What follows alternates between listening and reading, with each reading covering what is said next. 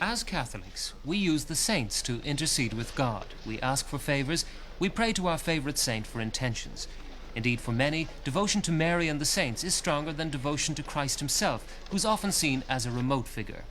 Here in Dublin, we see the annual procession of the remains of St. Valentine, given to the Carmelites by Pope Gregory. Another annual devotion here, this time it's the relic of St. Bridget. And here, a procession carrying the thigh bone of a celebrated Irish martyr, and the first Irish saint to be canonised in 400 years, St. Oliver Plunkett.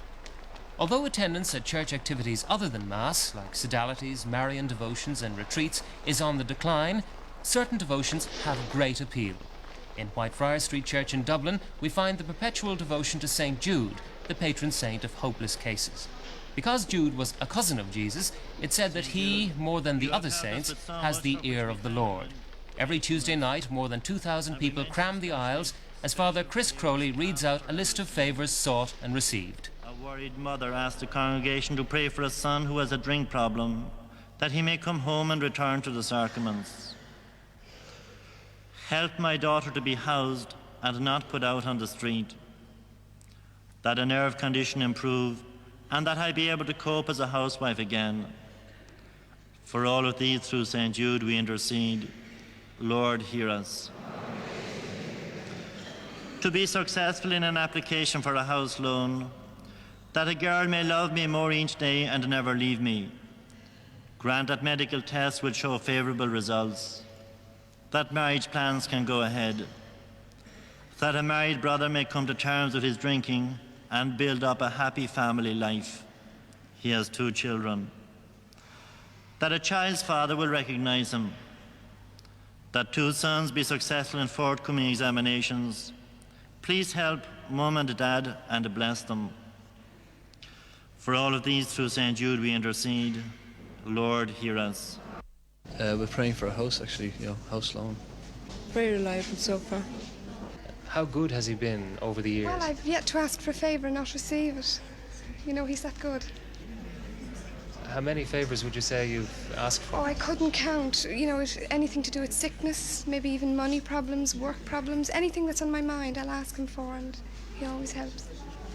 And I've always, since I was a little child, been praying for this, and I always seem to want something. So I started coming, and since I started, I just, love to come every week. I hate to miss it now.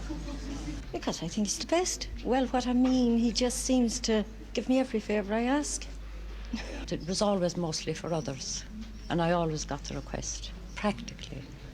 But if St. Jude doesn't want you to get something, he'd put the skids in you, I tell you. Irish people, and especially older women, have an almost personal feeling for the saints. But as the new liturgy shows, the Church is moving away from this form of prayer.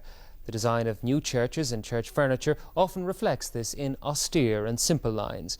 You don't find the nooks and the crannies, the altars and alcoves, as in the older churches. But people don't change quite so easily. That they wanted to see not the little bulb, they wanted to see the naked flame, as one old lady said, thanks be to God for the naked flame again. And the way she described it, was rather good. She said, when I light a candle, I can see my own prayer there at times, because sometimes, she says, it really goes up well.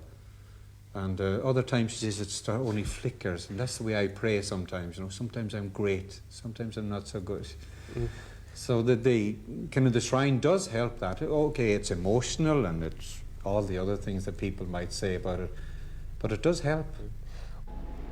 This huge building, the Church of the Annunciation in Finglas West, was a bargain at £175,000 in 1966.